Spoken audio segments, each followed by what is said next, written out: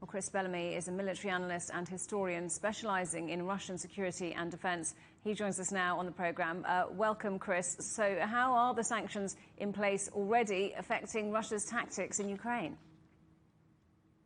Well, the way that the most important thing right now is the effect on Ukrainian morale, because they know, A, that sanctions are in place, and B, that we're going to send lots more military equipment. So for the Ukrainians, this is very positive news, and it's improving their morale, which is clearly because they're fighting for their lives and their country, which is already very high.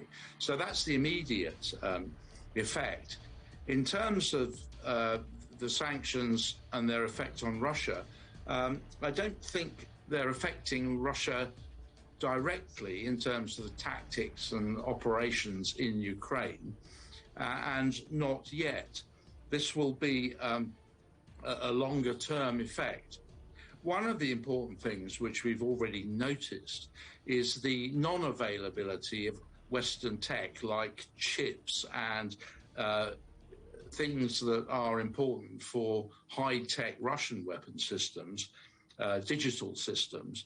And this, for example, has delayed the manufacture and deployment of new Russian tanks, which we haven't seen. We haven't seen the T-14, which is an upgraded version of the T-90, because that's more sophisticated and requires some foreign components, and the T-95, which is even more advanced, which is a robot turret. So there's no people in the turret. I won't say unmanned, because of course the Russians do have women soldiers fighting as well. And the turret's the most vulnerable bit.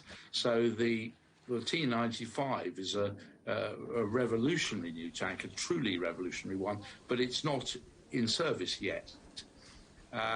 Instead, the Russians are using relatively conventional systems which have been in service for years. So that's Russia. Of course, Ukraine has been getting help from NATO with its weapons, hasn't it? What have been the key places where NATO has helped?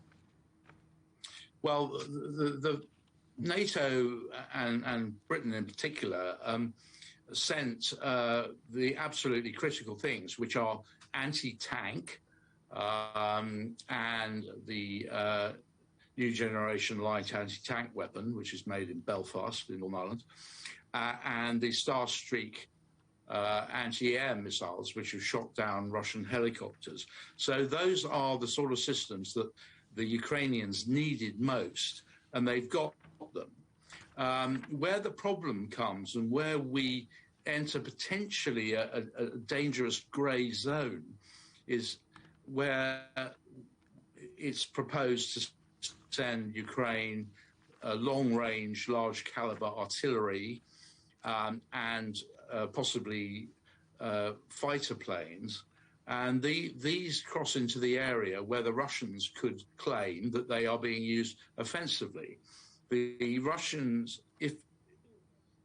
I think the Russians wouldn't settle to give up Crimea, which they seized in 2014, or the two provinces of Donetsk and Luhansk, which were recognized as independent republics just before Putin launched the invasion on the 24th of February.